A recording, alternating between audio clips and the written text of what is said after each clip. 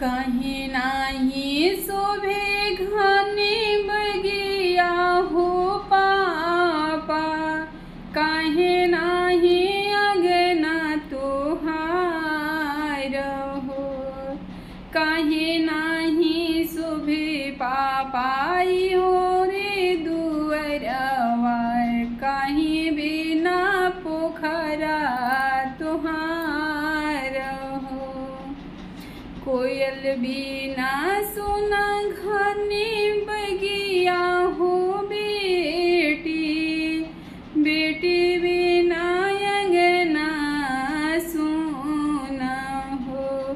बेटा बिना सुना दुअरवा हो बेटी, हंस बिना पोखरा हमार हो।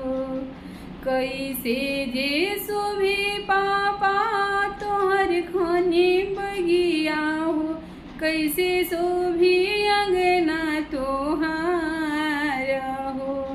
कैसे शोभे पापा तोहरो दुअरवा हो, कैसे शोभे पोखरा तोहार हो।